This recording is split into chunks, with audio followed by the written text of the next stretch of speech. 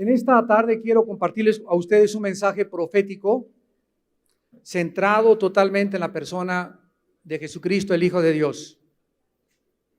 Hace 3 días, la revista Time americana acaba de publicar su último reportaje acerca del cristianismo y el ateísmo.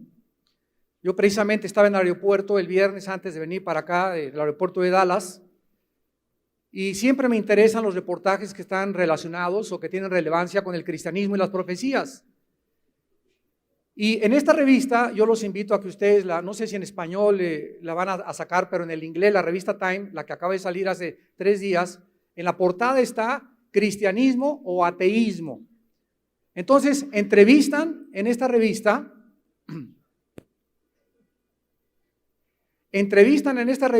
a uno de los biólogos más grandes en el mundo ateos y al genetista, al director del programa del genoma humano, Collins se apellida, que es cristiano, y a los dos los invitaron a la revista del Time en Estados Unidos y los entrevistaron a los dos para comenzar a preguntarles a cada uno.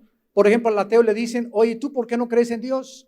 Pues por esto y por esto y por esto, porque no hay evidencias. Y el genetista, el director del genoma humano cristiano, que cree en Dios, le contesta y le refuta todas sus observaciones. Y una de las cosas que más me llamó la atención es que en una de las preguntas él dijo: es que yo no encuentro evidencias para poder demostrar que existe Dios. Y le contestó el cristiano genetista: es que Dios no puede ser probado científicamente en un laboratorio, porque trasciende lo natural. Dios es un Dios que se encuentra en otras dimensiones, que no son las dimensiones, las 4 dimensiones en las que nosotros vivimos. Entonces, si tú quieres a ese Dios que está fuera de nuestras dimensiones, traerlo a las 4 dimensiones en las que estamos nosotros y poder verlo a través de la vista y de los oídos físicos, es una imposibilidad. El Dios que hizo todas las cosas, el cielo y la tierra, está en la dimensión invisible, espiritual, y Él trascendió esa dimensión y bajó al mundo en la persona de Jesucristo, y a través de Jesucristo nos dejó el testimonio, principalmente con su resurrección de entre los muertos, de que Él es el verdadero Dios y el creador de este universo. Y aquí encontramos precisamente en el capítulo 5 del libro de Apocalipsis el cielo abierto delante de nosotros. El apóstol Juan, que escribió Apocalipsis, se encontraba como de 85 o 90 años de edad, prisionero o exiliado por el emperador romano en una isla llamada Patmos, que está actualmente en lo que es el mar Egeo. Ahí se encontraba Juan encadenado con sus ropas. Cuando llegabas a esa isla, los romanos no les quitaban esas ropas, sino que se quedaban con esas ropas hasta morir. Todavía aquí en las Islas Marías hasta televisión tienen y canchas de básquetbol y todo. Pero en esas prisiones antiguamente no se les permitía nada y ahí los dejaban morir de hambre y de frío o de sed. Entonces Juan se encuentra a los 90 años de edad, tal vez, ¿verdad?, diciendo: ¿habrá valido la pena creer en Dios? ¿Realmente Dios existe? ¿Es una forma conceptual en la que podamos nosotros comunicarnos con Él? Y de repente el apóstol Juan oye una voz detrás de él que le dice: yo soy el alfa y la omega, el principio y el fin. Yo soy el que estuve muerto, mas he aquí que vivo por los siglos de los siglos. Dice Juan en el capítulo 1 Apocalipsis que él se volteó y vio una figura de un hombre con los ojos como el fuego, con una diadema preciosa dorada, con el pelo blanco como la nieve, con unos vestidos de lino que le llegaban hasta los pies, con un cinto de oro y con los pies que parecían como el bronce refulgente. Y cuando Juan vio esa figura de este hombre, de esta persona, cayó al suelo desmayado. Era tal lo que emanaba y tal lo que irradiaba esta personalidad, que Juan no se pudo mantener en pie y cayó como desmayado al suelo. Y fue cuando este hombre se acerca por detrás y le dice: Juan, no temas, yo soy el primero y yo soy el último. Quiero que escribas las cosas que has visto, las cosas que van a ser y las cosas que sucederán. Y este es el tema precisamente del libro del Apocalipsis. Dios nos quiere abrir el cielo, las cortinas, y mostrarnos un escenario en el cielo donde no hay palabras aquí abajo humanas para que pudiéramos describir nosotros todas esas cosas que no tienen ningún punto de referencia aquí en nuestro mundo. Para que me entiendan, a un ciego, dile, oye, ¿tú sabes que el color blanco es como el algodón? Y el ciego te va a decir, es que no conozco ni el algodón. O sea, no tiene ningún punto de referencia una persona para uno que nació ciego decirle, pues fíjate que el cielo, las nubes son como el algodón, porque nunca ha visto el algodón. Entonces, ¿cómo le explicas a un ciego el algodón? ¿Qué palabras usas? Trascendería tu capacidad de explicación, y esto es lo que nos dice la Biblia, que nosotros no podríamos entender, porque las cosas que están ahí arriba, esos figuras que vamos a ver ahorita de los 4 seres vivientes con 4 caras diferentes, llenos de ojos por todos lados, con manos de hombres que le salían, con pies que caminaban hacia adelante, el espíritu como con aros dándoles vuelta para que se fueran impulsados. Todas estas cosas nos parecen a nosotros, ¿verdad?, como seres extraterrestres, y lo son, pero son figuras y criaturas exactamente como la Biblia las describe, porque son reales. Pero para nosotros son monstruos o son figuras que no podríamos nosotros describir, porque para nosotros el ser humano es el más guapo. Si no tienes cara de ser humano, tienes cara de chango, tienes cara de tu abuelita. Pero cuando vemos las cosas de Dios, nos muestra querubines, serafines, los ángeles, por ejemplo, dice la Biblia que son como de 2 metros de estatura, que son fortísimos en poder, que están totalmente sometidos al poder de Dios, y de la misma forma existe el mundo organizado de Satanás. Pero aquí en el capítulo 4 y 5 de Apocalipsis, el apóstol Juan es sacado de su cuerpo. Dice en el capítulo 4, miré y una puerta abierta en el cielo. Una puerta, de repente se abrió el cielo. Cuando levantó los ojos Juan, vio una puerta literal en el cielo. O sea, de repente su vista, que no era de rayos X, pudo ver a miles de millones de kilómetros o de años luz, una puerta en el cielo que Dios le permite ver en su estado físico. Y oí una voz como de trompeta que me dijo, sube acá y te mostraré las cosas que sucederán después de estas. Así tan simple, hey, échate un brinquito para acá. De un momento a otro, dice el versículo 2, y al instante yo estaba en el Espíritu. O sea, Juan no pudo haber sido raptado o sacado enteramente en su cuerpo y llevado al cielo en el cuerpo que tú tienes y que yo tengo, porque dice la Biblia que la sangre y la carne no pueden heredar la corrupción. Entonces él tuvo que ser sacado de su cuerpo, su espíritu fue sacado, su cuerpo se quedó en la isla y su espíritu se salió, y es lo que va a suceder cuando muramos. Cuando muramos, tu cuerpo, mi cuerpo, lo van a enterrar en el cementerio, pero dentro de ti, dice la Biblia, hay un alma y hay un espíritu. Y esto es lo que más importa en la vida, no el cuerpo por afuera, sino el alma y el espíritu, que es inmortal en el momento de recibir la eternidad. Entonces Juan es sacado de su cuerpo y es llevado en el espíritu, y mientras su cuerpo estaba aquí, su espíritu estaba allá, y en el espíritu vio las cosas que están escritas en el Apocalipsis. Y lo primero que vio en el capítulo 4 dice, vi un trono. O sea, el cielo tiene un orden establecido donde hay un gobernante. Hay un Dios que está sentado en un trono y que es el gobernante, el legislador cósmico de todo el universo. Y no hay nadie en este universo que le pueda a ese rey, a ese Dios, a ese creador omnipotente, majestuoso, irreprensible, magnífico, eterno, precioso, maravilloso, glorioso, santo, santo, santo. No hay ninguna criatura que le pueda decir a ese Dios cómo hacer las cosas. No hay nadie que le pueda decir o a darle un consejo, o que él diga, oye, aconséjame si hice bien o hice mal en mandar a ese cuate allá de misionero a Israel, por ejemplo. No hay nadie que pueda acercarse a Dios, porque no hay nadie más alto que él. Se le llama el Altísimo, porque él es el ser supremo por naturaleza.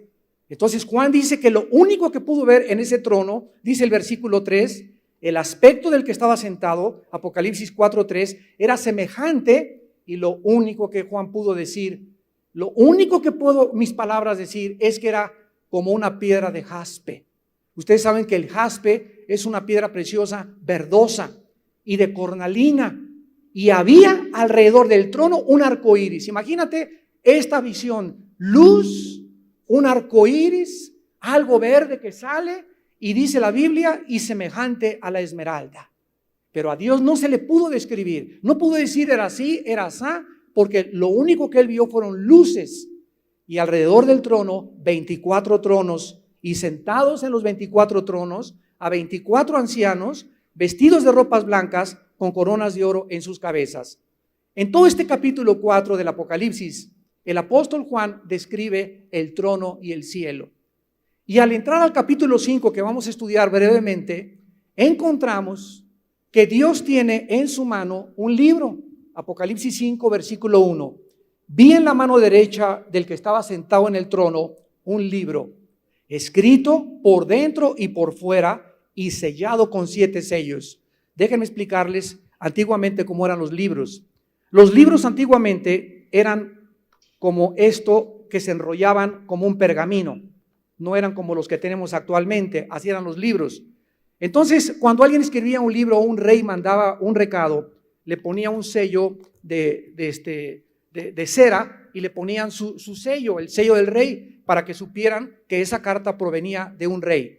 Este libro que tenía Dios en la mano derecha tenía 7 sellos, 1, 2, 3, 4, 5, 6, 7. Y por dentro estaban escritos los 4 jinetes del Apocalipsis. O sea, el contenido de este libro era y es y será el juicio de Dios contra este mundo, que no tarda en caer. Y el ángel comenzó a gritar por todo el cielo, versículo 2, ¿quién es digno de abrir el sello, el libro y desatar sus sellos? O sea, no había ninguna criatura, porque le hablaron a ver, traigan al arcángel Miguel. Miguel, abre el libro. No soy digno. El arcángel Miguel o Gabriel, no soy digno. La Madre Teresa, no soy digna. El Papa Juan Pablo II, no soy digno. Abraham, Isaac, Jacob, ninguno era digno. San Crisóstomo no era digno. Juan Diego ni siquiera aparecía ahí. No había ninguna criatura, por más santa y más excelsa y maravillosa que existe en el universo, nadie en el universo comparado con Jesucristo. Y entonces Juan comenzó a llorar. Dice el versículo 3, ninguno ni en el cielo ni en la tierra, ni debajo de la tierra, podía abrir el libro ni aún mirarlo. Y lloraba yo mucho, porque no había nadie digno de abrir el libro, ni de leerlo, ni de mirarlo. Tenemos 2 preguntas aquí que hacernos. Número 1, si el libro estaba sellado, como les dije hace unos momentos, por dentro y por fuera, ¿cómo sabía Juan que adentro contenía los juicios de Dios? Número 1, es la primera pregunta relevante. Y la pregunta número 2 es, ¿por qué si Juan sabía que ese libro contenía los juicios que están por caer en este mundo, por qué llora? En lugar de que se hubiera alegrado, gracias a Dios que no hay nadie que así se quede sellado. No, sino que esto nos demuestra en primer lugar 2 cosas. Juan, al subir al cielo, perdió sus características naturales físicas. Y aquí solamente podemos ver con nuestros ojos físicos, pero en el cielo vamos a tener visión, no de rayos X, sino una visión que va a poder atravesar las personas y las cosas.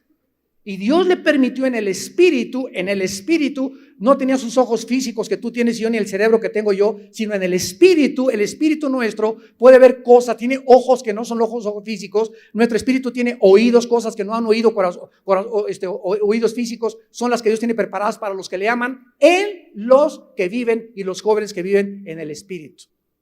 Si tú no vives en el espíritu y eres un carnalote, y solamente te gusta vivir aquí, y las chavas, y esto y el otro, y la mota, y el aventón, y el reventón, y la disco, ¿verdad? Así te va a pasar tu vida, y nunca va a cobrar relevancia, ni sentido, ni propósito, ni tampoco en el espíritu conocerás jamás a Dios. Ahora, Juan, ¿por qué lloró? Porque todos nosotros, aquí abajo en la tierra, Él es nuestro tipo, nuestro representante. Todos nosotros estamos esperando justicia en este mundo. ¿No es cierto? ¿Hasta cuándo dejarán de violar a los niños? ¿Hasta cuándo agarrarán a los verdaderos criminales? ¿Hasta cuándo se acabarán las guerras? ¿Hasta cuándo tantas injusticias de los gobiernos? ¿Hasta cuántas injusticias de nuestros padres? ¿Hasta cuánto tantas injusticias del mundo? ¿Hasta cuánto el mundo seguirá así? Vemos el mundo a nuestro alrededor y es como un basurero donde apesta ya todo, donde ya no todo, vemos que tanta hipocresía y tanta apariencia y tantas cosas que no son real. Todo el mundo trata de vivir una vida que no es la verdadera. Todo el mundo quiere poner una cara que no es la verdadera. Tú no le pones a tu novio una cara que no tienes, le pones cara de la Madre Teresa y tienes por dentro al chamuco. Pero ese es el mundo en que vivimos y nunca va este mundo a ser transformado hasta que Jesucristo venga.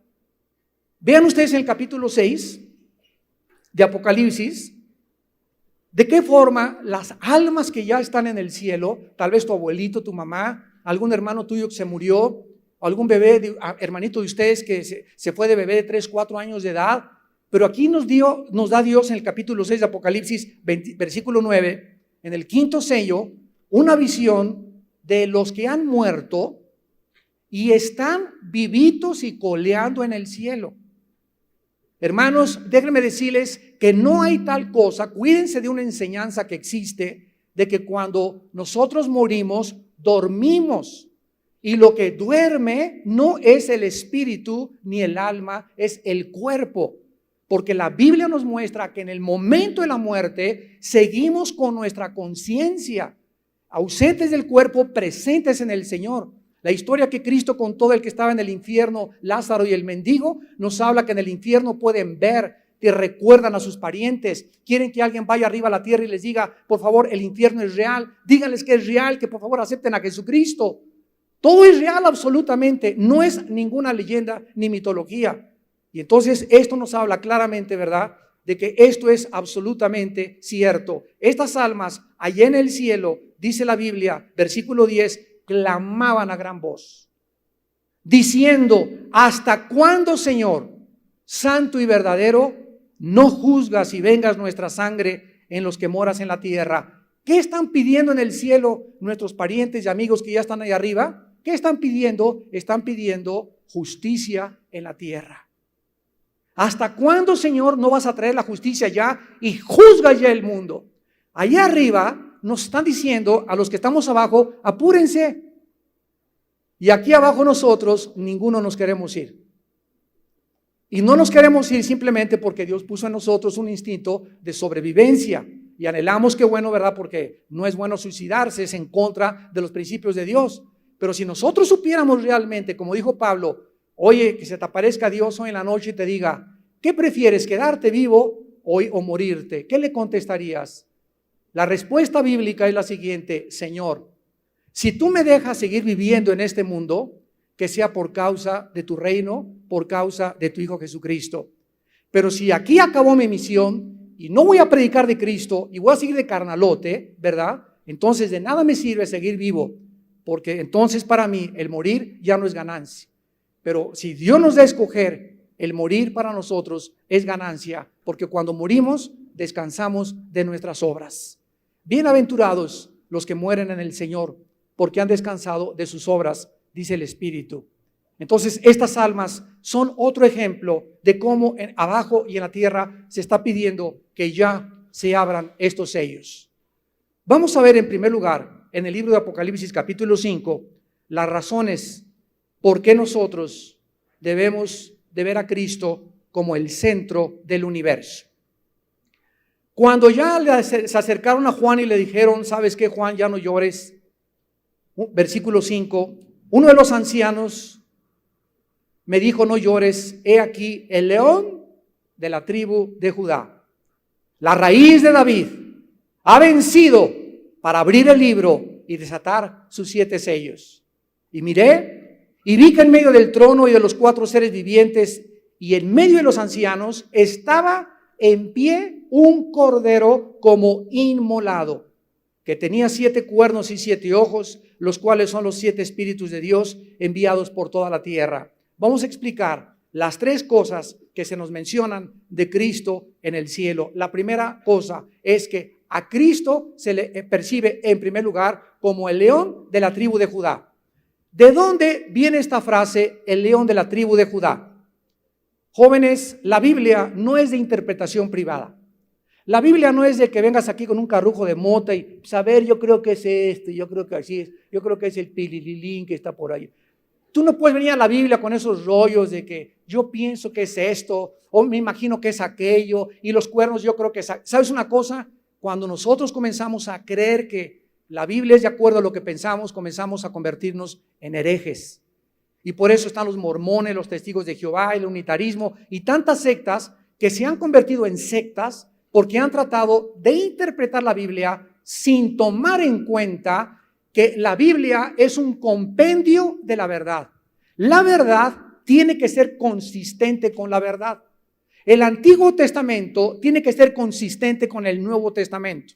Y el Nuevo Testamento tiene que ser consistente con el Antiguo Testamento. Si no hubiera esta consistencia, no sería la suma de tu palabra, es la verdad. Y cuando estudiamos la Biblia profundamente, encontramos que esta consistencia de la verdad nos habla de que la Biblia verdaderamente es la palabra de Dios. Vamos a ver ahorita en el Génesis capítulo 49, nos regresamos al primer libro de la Biblia, Génesis 49, para ver de dónde en el último libro de la Biblia se saca la frase el león de la tribu de Judá. Ustedes saben que la Biblia fue escrita en un periodo aproximado de 1500 años. Los 66 libros de la Biblia fueron escritos en un periodo de 1500 años por más de 40 autores.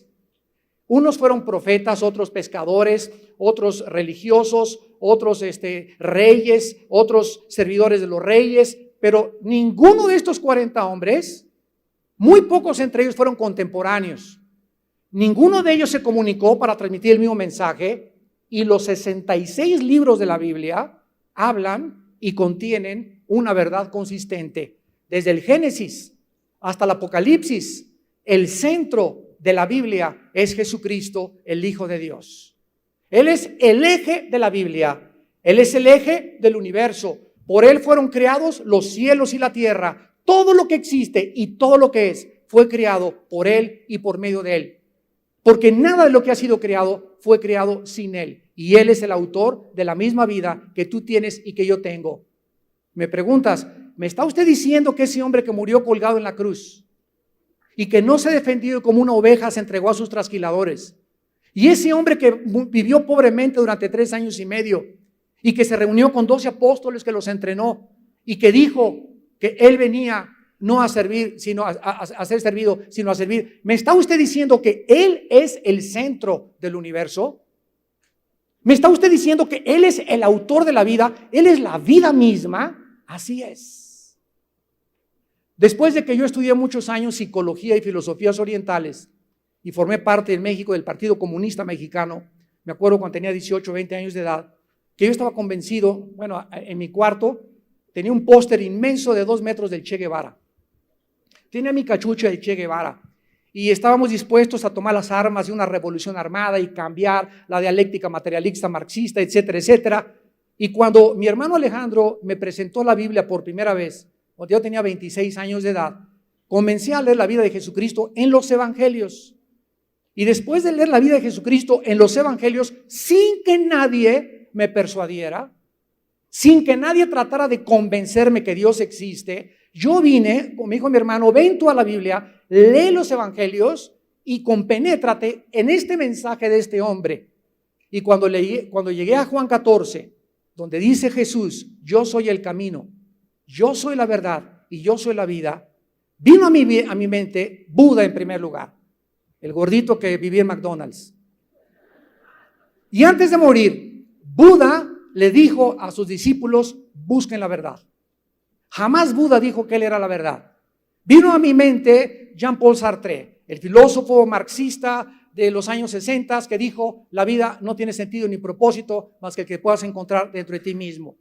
Vino a mi mente Friedrich Nietzsche, el filósofo que influenció a Hitler y que dijo, Dios está muerto y podemos crear una raza de superhombres, eliminemos a los judíos y el mundo se podrá arreglar. Vino a mi mente Mahatma Gandhi, el pacifista, vino a mi mente Hare Krishna, vino a mi mente Mahoma, y ninguno de los líderes a los cuales yo había dedicado mi vida, a Sigmund Freud, Carlos Marx, etcétera, etcétera. Ninguno de esos líderes que yo había tenido como mis héroes, los científicos, los psicólogos, los filósofos, etcétera, etcétera, ninguno de ellos jamás se atrevió a decir: yo soy la verdad, yo soy el camino y yo soy la vida. Yo recuerdo esa noche de febrero de 1974, en mi cama, en mi cuarto, llorando, hincado, diciéndole a Jesús: Señor Jesús, mi vida es un caos. He tenido 3 veces las ganas de quitarme la vida. Estoy decepcionado de toda la justicia, de la política, de mis maestros, hasta del Papa estoy decepcionado, de todo mundo. No tiene sentido la vida para mí.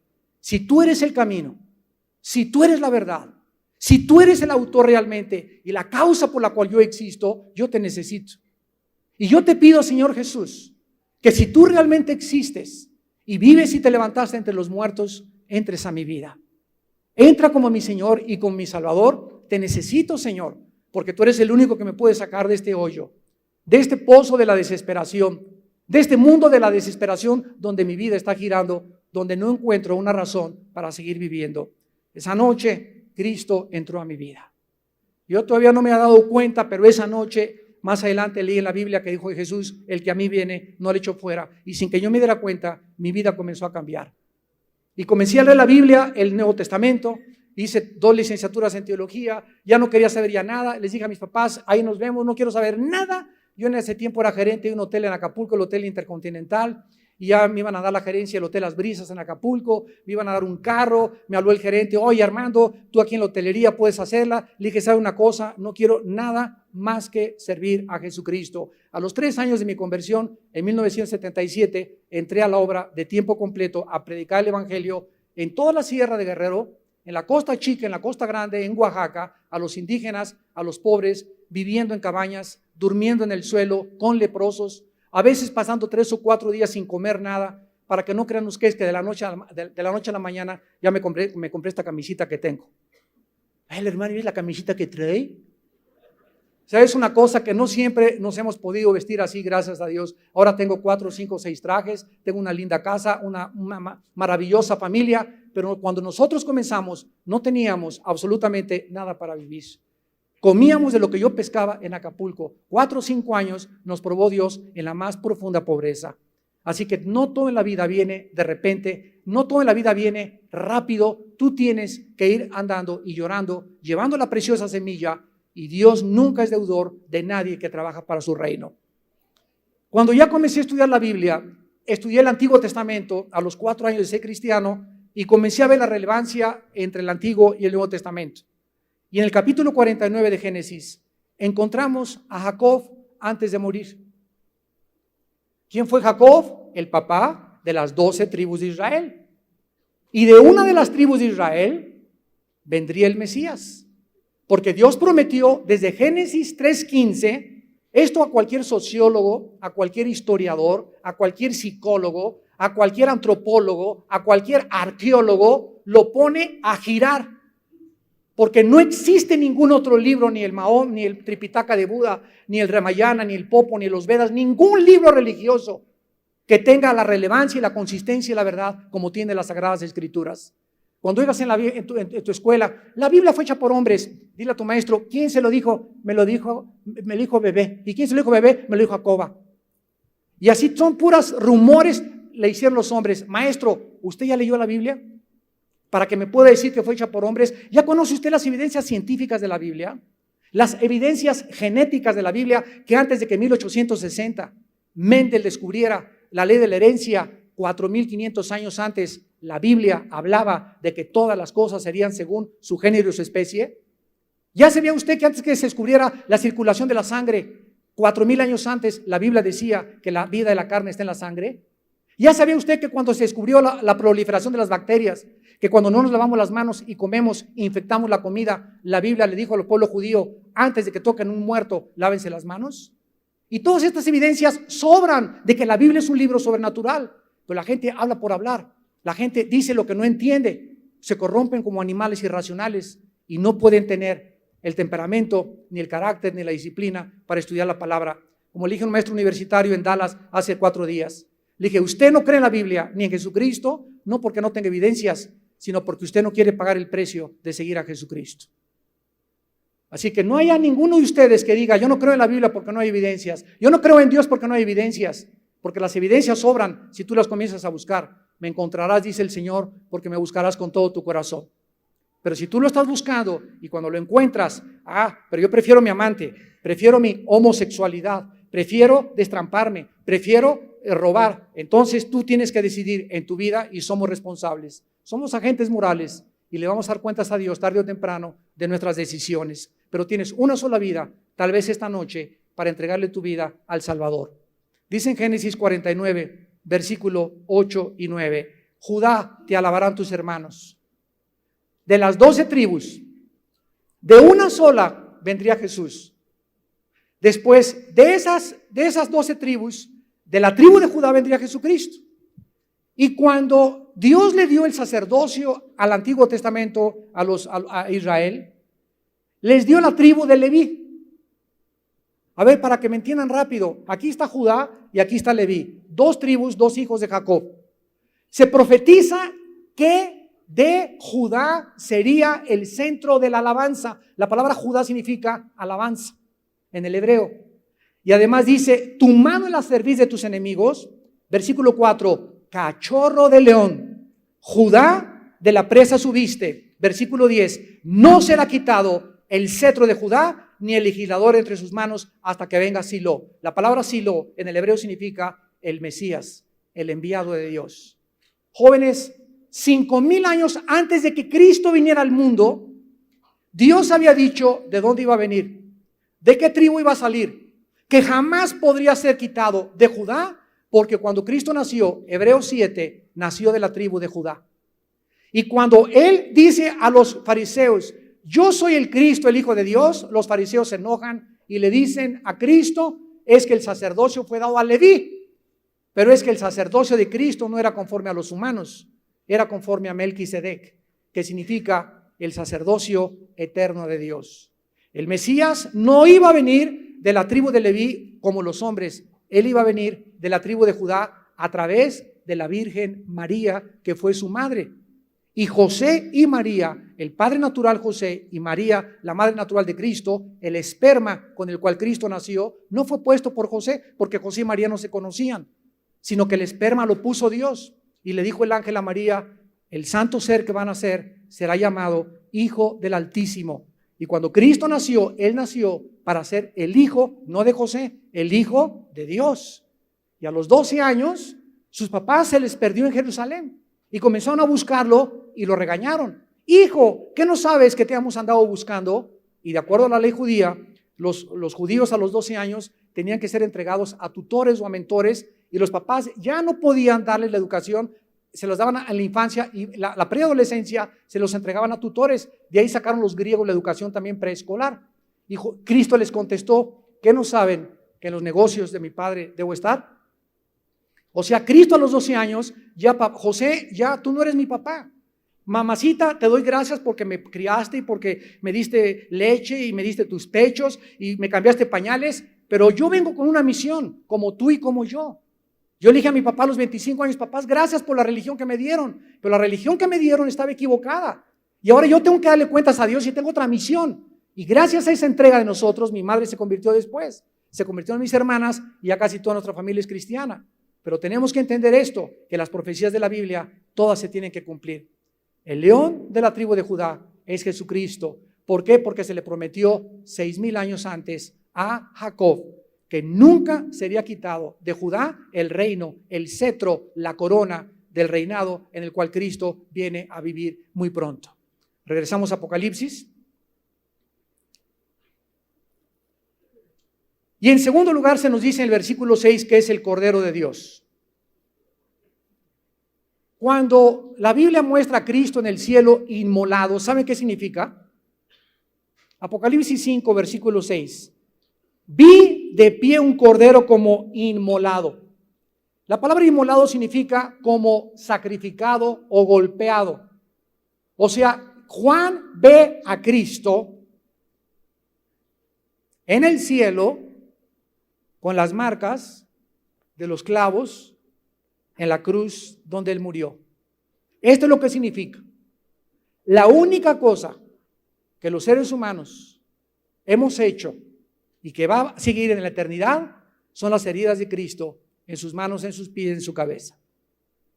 Es la única cosa que nosotros los humanos hemos hecho en esta tierra y que va a perdurar en la eternidad. Lo que le hicimos a Cristo cuando Él vivió. Porque tú lo hiciste y yo lo hice. Porque fueron tus pecados y mis pecados los que le pusieron en una cruz.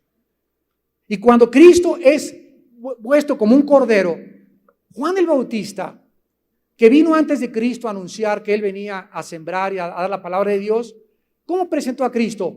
Damas y caballeros. Y ahora el sensacional rapero, ahora la sensacional artista, ahora el sensacional cantante, fulano de tal, un aplauso. Así lo presentó. ¿Saben cómo fue presentado el Hijo de Dios? He aquí el Cordero de Dios que quita el pecado del mundo. ¿Quién introdujo a Cristo al escenario mundial? Su primo Juan el Bautista. Y las palabras con las cuales lo introdujo al mundo fue: Él es el Cordero. Así es. Cuando los judíos oyeron, Él es el Cordero de Dios, los judíos en ese momento entendieron que todos los sacrificios del Antiguo Testamento hablaban de ese Mesías que vendría y donde Él expiara en la cruz su muerte, su sangre, no habría otro sacerdocio.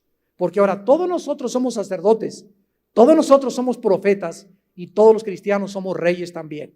Dice aquí en el versículo 9 que cantaban un cántico nuevo diciendo: digno eres de tomar el libro y de abrir los sellos, porque tú fuiste inmolado.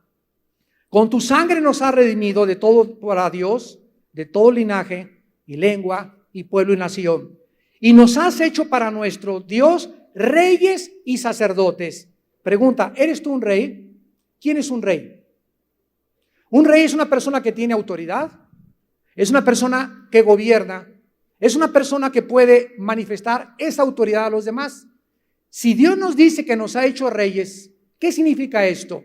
Que necesitamos comenzar a aprender a gobernarnos a nosotros mismos. Por eso dicen en Timoteo, ¿verdad? Que el que no gobierna bien su casa, ¿cómo gobernará la iglesia? Ahora, si yo no gobierno bien mi vida, ¿cómo voy a gobernar a mi esposa?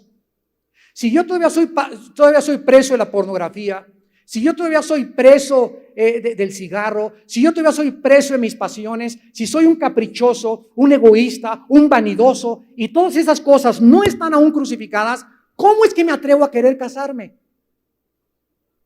Cásate con un chavo así, cásate con una chava así, y tu vida va a ser un infierno.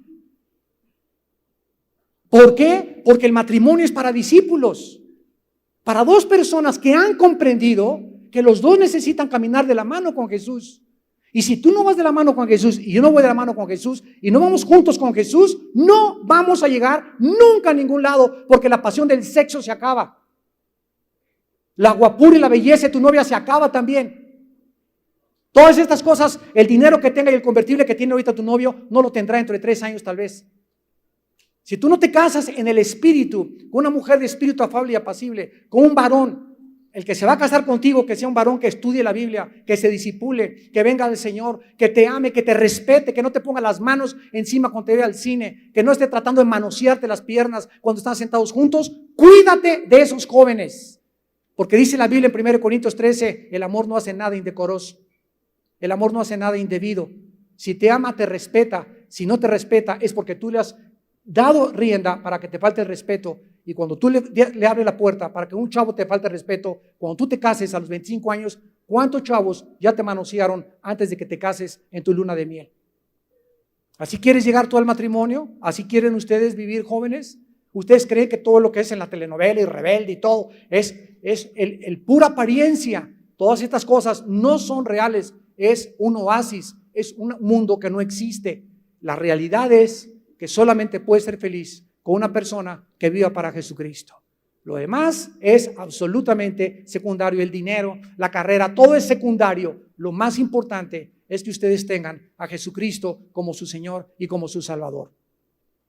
Y en penúltimo lugar, dice la Biblia que alrededor de los ángeles, versículo 11, se juntaron los seres vivientes, se juntaron los ancianos. Y ahora en el versículo 11 se juntan los ángeles alrededor del trono y de los seres vivientes y de los ancianos, y su número era millones de millones.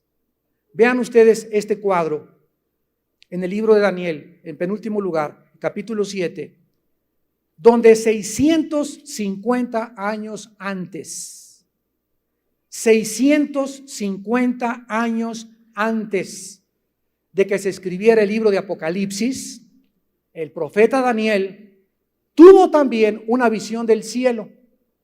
Y dice en Daniel 7, versículo 9, estuve mirando hasta que fueron puestos tronos, y se sentó un anciano de días, cuyo vestido era blanco como la nieve, el pelo de su cabeza como lana limpia, y su trono llama de fuego, y las ruedas del mismo fuego ardiente. Un río de fuego procedía y salía de delante de él. Millares de millares le servían, y millones de millones asistían delante de él. El juez se sentó y los libros fueron abiertos. Versículo 13. Miraba yo en la visión de la noche, y he aquí uno con las nubes del cielo venía, uno como un hijo de hombre. Ahí está la visión de Apocalipsis 5 por el mismo Daniel, que vino hasta el anciano de días y le hicieron acercarse delante de él. Aquí se describe a Dios como ¿quién? No como un viquita chica que cacle, que Dios está viejito, ¿verdad? Sino que el anciano de días simplemente nos habla de el Olam, de que Dios es eterno, de que Dios siempre ha existido y nunca dejará de existir. No se le puede hablar de otra cosa más que el Dios que existe es eterno. Y le fue dado dominio, gloria y reino para que todos los pueblos, naciones y lenguas le sirvieran. Su dominio es dominio eterno que nunca pasará, y su reino uno que no será destruido. La misma visión de Juan, la misma visión de Apocalipsis, la misma visión de Daniel, la misma visión de Ezequiel, capítulo 1 y capítulo 2 y capítulo 10, es la visión del cielo de tres hombres que vivieron en épocas diferentes, y las tres coinciden en que el cielo y el que está sentado en el trono es el mismo, y el centro del universo es Jesucristo.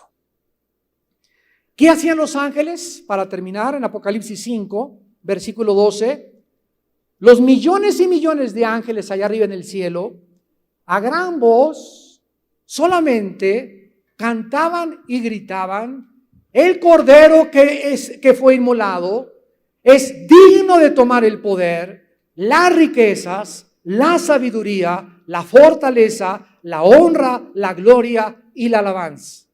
Siempre después de la cruz, antes tiene que ser, antes de la corona, tiene que ser la cruz. ¿Cuántos de ustedes el diablo se ha acercado como se acercó a Michael Jackson? ¿Ya ven lo que acaba de decir Michael Jackson?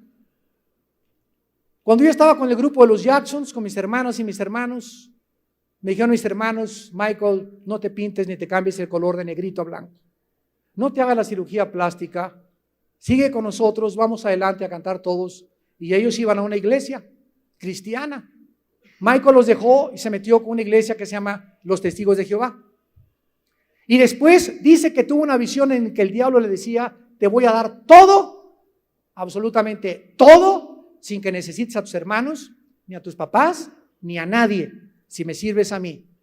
Y entonces él dice que, inspirado por Satanás, hizo el video que se llama Thriller, que es donde se salen de las tumbas y salen monstruos, y se convirtió en el disco más vendido, millones de millones, y ahí se hizo multimillonario.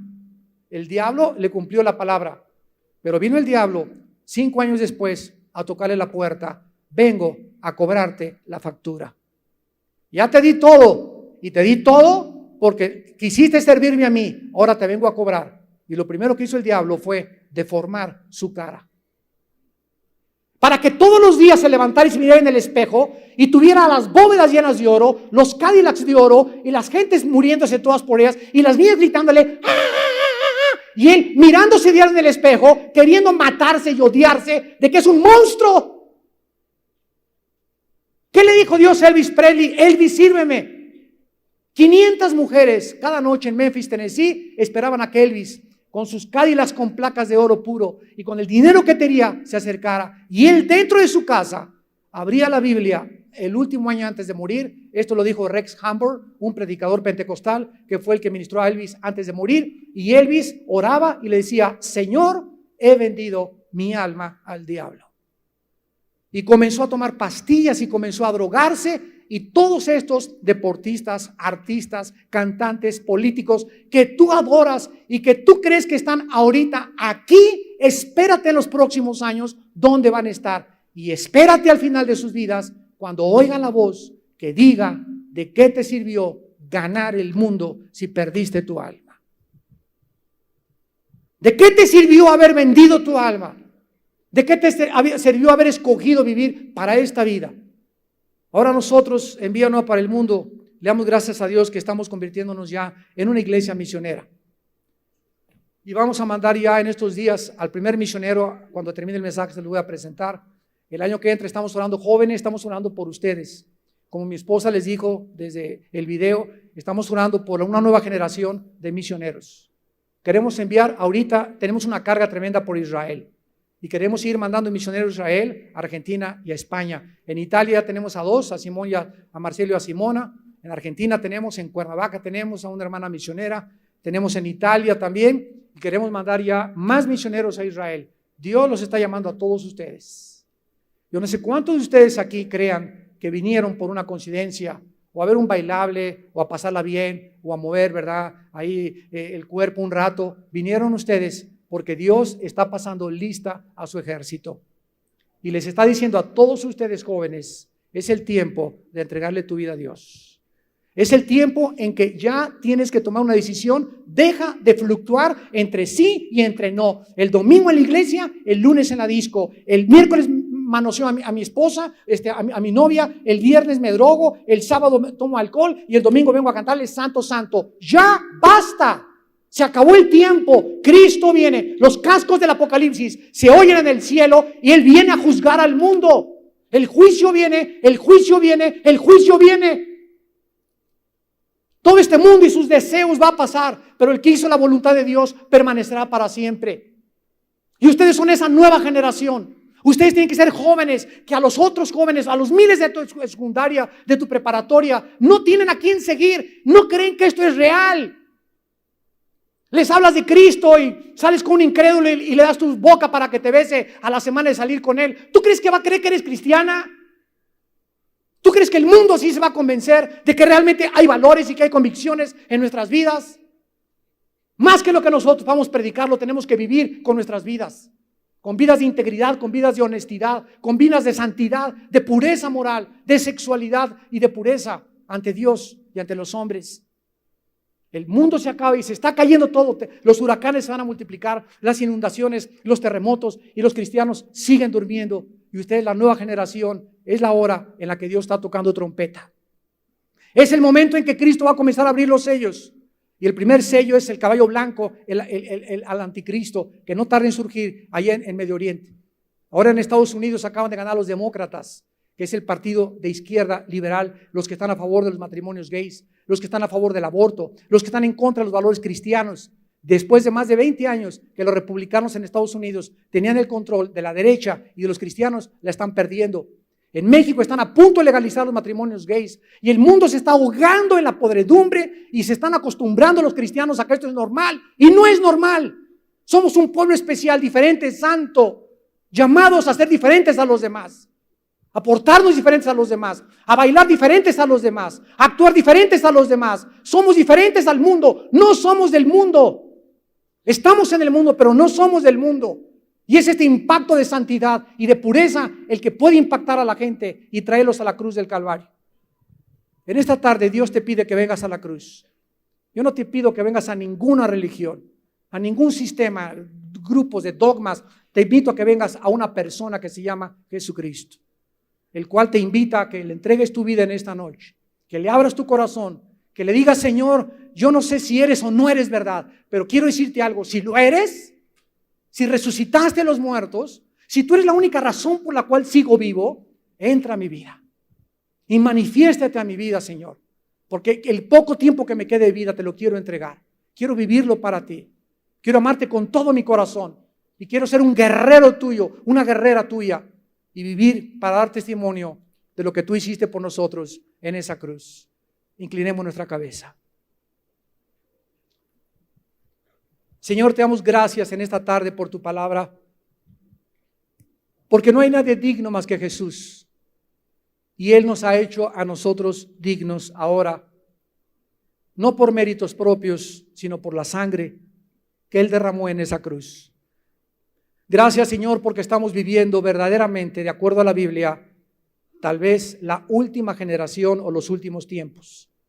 La situación en el Medio Oriente, la situación política, los cambios climatológicos, las profecías cumplidas, el aumento increíble de la depravación moral que hay ahorita como Sodoma y como Gomorra, donde ya piden derechos, donde ya se va a conceder la ley para que parejas de homosexuales puedan tener niños, Señor. Todas estas cosas que están atacando el diseño santo que es el matrimonio entre un hombre y una mujer, están siendo derrumbados, Señor. Los cimientos de la verdad están siendo atacados y nosotros somos tu pueblo para defenderlos, Padre, a defenderlos aún a costa de nuestra propia vida. Oh Dios, levanta una generación de guerreros, de hombres y de mujeres jóvenes que estén dispuestos a todo en esta vida, dispuestos a perder su vida y a salvarla por causa de Jesucristo. Oh Dios, te pedimos que estos jóvenes, a quienes tú le estás hablando en esta tarde, puedan responder a tu llamado y puedan evaluar en esta noche que ninguno de ellos tiene la garantía de vivir un mes más, o una semana más, o tal vez 24 horas más, porque la muerte viene a jóvenes, niños, adultos. En cualquier momento podemos morir.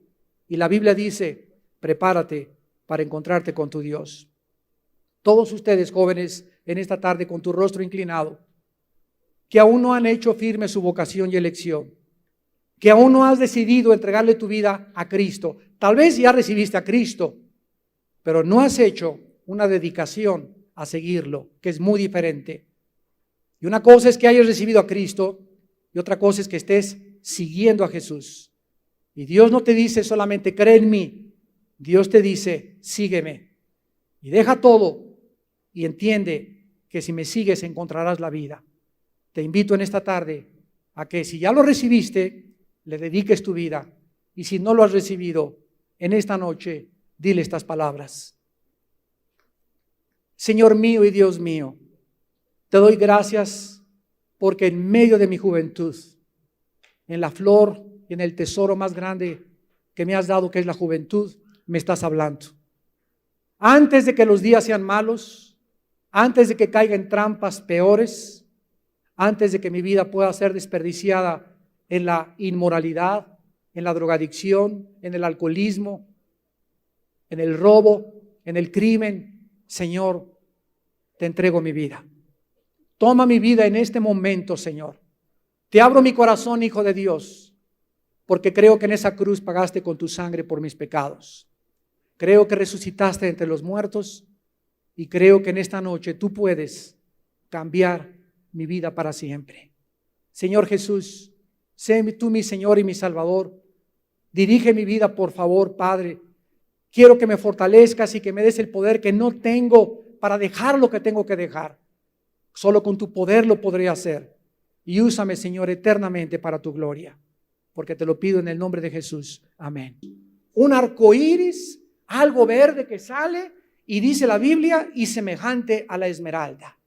Pero a Dios no se le pudo describir. No pudo decir era así, era asá, porque lo único que él vio fueron luces. Y alrededor del trono, 24 tronos, y sentados en los 24 tronos, a 24 ancianos, vestidos de ropas blancas, con coronas de oro en sus cabezas. En todo este capítulo 4 del Apocalipsis, el apóstol Juan describe el trono y el cielo. Y al entrar al capítulo 5, que vamos a estudiar brevemente, encontramos que Dios tiene en su mano un libro, Apocalipsis 5, versículo 1. Vi en la mano derecha del que estaba sentado en el trono un libro, escrito por dentro y por fuera y sellado con 7 sellos. Déjenme explicarles antiguamente cómo eran los libros. Los libros antiguamente eran como esto que se enrollaban como un pergamino. No no eran como los que tenemos actualmente, así eran los libros. Entonces, cuando alguien escribía un libro, un rey mandaba un recado, le ponía un sello de cera, le ponía el sello del rey para que supieran que esa carta provenía de un rey. Ese libro que tenía Dios en la mano derecha tenía 7 sellos, 1, 2, 3, 4, 5, 6, 7, y por dentro estaban escritos los 4 jinetes del Apocalipsis. O sea, el contenido de este libro era y es y será el juicio de Dios contra este mundo, que no tarda en caer. Y el ángel comenzó a gritar por todo el cielo, versículo 2, ¿quién es digno de abrir el sello, el libro y desatar sus sellos? O sea, no había ninguna criatura, porque le habrá a ver, traigan al arcángel Miguel. Miguel, abre el libro. No soy digno. El arcángel Miguel o Gabriel, no soy digno. La Madre Teresa, no soy digna. El Papa Juan Pablo II, no soy digno. Abraham, Isaac, Jacob, ninguno era digno. San Crisóstomo, no era digno. Juan Diego ni siquiera aparecía ahí. No había ninguna criatura, por más santa y más excelsa y maravillosa que existe en el universo, nadie en el universo comparado con Jesucristo. Y entonces Juan comenzó a llorar. Dice el versículo 3, ninguno ni en el cielo ni en la tierra, ni debajo de la tierra, podía abrir el libro ni aún mirarlo. Y lloraba yo mucho, porque no había nadie digno de abrir el libro, ni de leerlo, ni de mirarlo. Tenemos 2 preguntas aquí que hacernos. Número 1, si el libro estaba sellado, como les dije hace unos momentos, por dentro y por fuera, ¿cómo sabía Juan que adentro contenía los juicios de Dios? Número 1, es la primera pregunta relevante. Y la pregunta número 2 es, ¿por qué si Juan sabía que ese libro contenía los juicios que están por caer en este mundo, por qué llora? En lugar de que se hubiera alegrado, gracias a Dios que no hay nadie que así se quede sellado. No, sino que esto nos demuestra en primer lugar 2 cosas. Juan, al subir al cielo, perdió sus características naturales físicas. Y aquí solamente podemos ver con nuestros ojos físicos, pero en el cielo vamos a tener visión, no de rayos X, sino una visión que va a poder atravesar las personas y las cosas. Y Dios le permitió en el espíritu, no tenía sus ojos físicos que tú tienes y yo, ni el cerebro que tengo yo, sino en el espíritu nuestro puede ver cosas, tiene ojos que no son ojos físicos, nuestro espíritu tiene oídos, cosas que no han oído, oídos físicos, son las que Dios tiene preparadas para los que le aman, en los que viven y los jóvenes que viven en el espíritu. Si tú no vives en el espíritu y eres un carnalote, y solamente te gusta vivir aquí, y las chavas, y esto y el otro, y la mota, y el aventón, y el reventón, y la disco, ¿verdad? Así te va a pasar tu vida, y nunca va a cobrar relevancia, ni sentido, ni propósito, ni tampoco en el espíritu conocerás jamás a Dios. Ahora, Juan, ¿por qué lloró? Porque todos nosotros, aquí abajo en la tierra, Él es nuestro tipo, nuestro representante. Todos nosotros estamos esperando justicia en este mundo. ¿No es cierto? ¿Hasta cuándo dejarán de violar a los niños? ¿Hasta cuándo agarrarán a los verdaderos criminales? ¿Hasta cuándo se acabarán las guerras? ¿Hasta cuándo tantas injusticias de los gobiernos? ¿Hasta cuántas injusticias de nuestros padres? ¿Hasta cuánto tantas injusticias del mundo? ¿Hasta cuánto el mundo seguirá así? Vemos el mundo a nuestro alrededor y es como un basurero donde apesta ya todo. Donde ya todo, vemos que tanta hipocresía y tanta apariencia y tantas cosas que no son real. Todo mundo trata de vivir una vida que no es la verdadera. Todo mundo quiere poner una cara que no es la verdadera. Tú no le pones a tu novio una cara que no tienes, le pones cara de la Madre Teresa y tienes por dentro al chamuco. Pero ese es el mundo en que vivimos y nunca va este mundo a ser transformado hasta que Jesucristo venga. Vean ustedes en el capítulo 6 de Apocalipsis, de qué forma las almas que ya están en el cielo, tal vez tu abuelito, tu mamá, algún hermano tuyo que se murió, algún bebé, hermanito de ustedes que se fue de bebé de 3, 4 años de edad, pero aquí nos da Dios en el capítulo 6 de Apocalipsis, versículo 9, en el 5º sello, una visión de los que han muerto y están vivitos y coleando en el cielo. Hermanos, déjenme decirles que no hay tal cosa. Cuídense de una enseñanza que existe de que cuando nosotros morimos, dormimos. Y lo que duerme no es el espíritu ni el alma, es el cuerpo. Porque la Biblia nos muestra que en el momento de la muerte seguimos con nuestra conciencia, ausentes del cuerpo, presentes en el Señor. La historia que Cristo contó del que estaba en el infierno, Lázaro y el mendigo, nos habla que en el infierno pueden ver, que recuerdan a sus parientes, quieren que alguien vaya arriba a la tierra y les diga, por favor, el infierno es real, díganles que es real, que por favor acepten a Jesucristo. Todo es real absolutamente, no es ninguna leyenda ni mitología. Y entonces esto nos habla claramente, ¿verdad?, de que esto es absolutamente cierto. Estas almas allá en el cielo, dice la Biblia, versículo 10, clamaban a gran voz, diciendo, ¿hasta cuándo, Señor, santo y verdadero, no juzgas y vengas nuestra sangre en los que moras en la tierra? ¿Qué están pidiendo en el cielo nuestros parientes y amigos que ya están ahí arriba? ¿Qué están pidiendo? Están pidiendo justicia en la tierra. ¿Hasta cuándo, Señor, no vas a traer la justicia ya y juzga ya el mundo? Allá arriba nos están diciendo a los que estamos abajo, apúrense. Y aquí abajo nosotros, ninguno nos queremos ir. Y no nos queremos ir simplemente porque Dios puso en nosotros un instinto de sobrevivencia.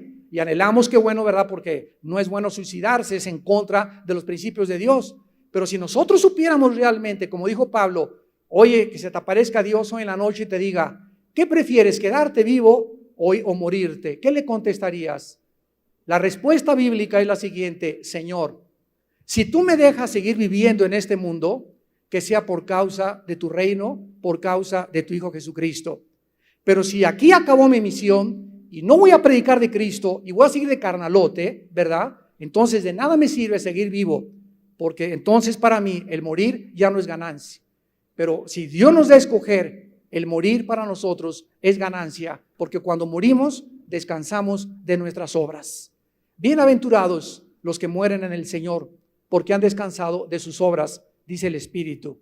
Entonces estas almas son otro ejemplo de cómo abajo y en la tierra se está pidiendo que ya se abran estos sellos.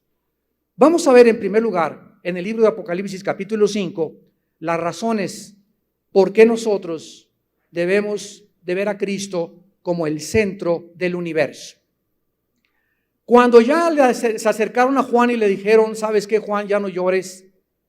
Versículo 5, uno de los ancianos me dijo, no llores, he aquí el león de la tribu de Judá, la raíz de David, ha vencido para abrir el libro y desatar sus 7 sellos. Y miré y vi que en medio del trono y de los 4 seres vivientes y en medio de los ancianos estaba en pie un cordero como inmolado, que tenía 7 cuernos y 7 ojos, los cuales son los 7 espíritus de Dios enviados por toda la tierra. Vamos a explicar las 3 cosas que se nos mencionan de Cristo en el cielo. La primera cosa es que a Cristo se le percibe en primer lugar como el león de la tribu de Judá.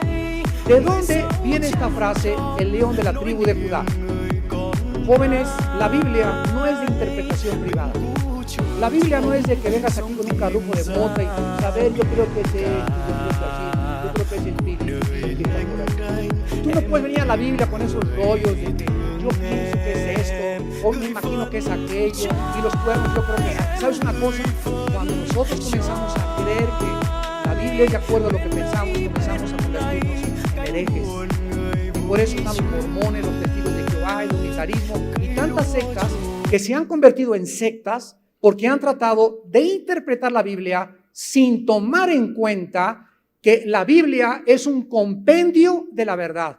La verdad tiene que ser consistente con la verdad. El Antiguo Testamento tiene que ser consistente con el Nuevo Testamento. Y el Nuevo Testamento tiene que ser consistente con el Antiguo Testamento. Si no hubiera esta consistencia, no sería la suma de tu palabra, es la verdad. Y cuando estudiamos la Biblia profundamente, encontramos que esta consistencia de la verdad nos habla de que la Biblia verdaderamente es la palabra de Dios. Vamos a ver ahorita en el Génesis capítulo 49, nos regresamos al primer libro de la Biblia, Génesis 49, para ver de dónde en el último libro de la Biblia se saca la frase el león de la tribu de Judá. Ustedes saben que la Biblia fue escrita en un periodo aproximado de 1500 años. Los 66 libros de la Biblia fueron escritos en un periodo de 1500 años, por más de 40 autores. Unos fueron profetas, otros pescadores, otros religiosos, otros reyes, otros servidores de los reyes, pero ninguno de estos 40 hombres, muy pocos entre ellos fueron contemporáneos. Ninguno de ellos se comunicó para transmitir el mismo mensaje, y los 66 libros de la Biblia hablan y contienen una verdad consistente. Desde el Génesis hasta el Apocalipsis, el centro de la Biblia es Jesucristo, el Hijo de Dios. Él es el eje de la Biblia, Él es el eje del universo. Por Él fueron creados los cielos y la tierra. Todo lo que existe y todo lo que es fue creado por Él y por medio de Él. Porque nada de lo que ha sido creado fue creado sin Él. Y Él es el autor de la misma vida que tú tienes y que yo tengo. Me preguntas, ¿me está usted diciendo que ese hombre que murió colgado en la cruz y que no se defendió como una oveja se entregó a sus trasquiladores, y ese hombre que vivió pobremente durante 3 años y medio y que se reunió con 12 apóstoles que los entrenó y que dijo que Él venía no a servir, sino a ser servido, sino a servir? ¿Me está usted diciendo que Él es el centro del universo? ¿Me está usted diciendo que Él es el autor de la vida? Él es la vida misma. Así es.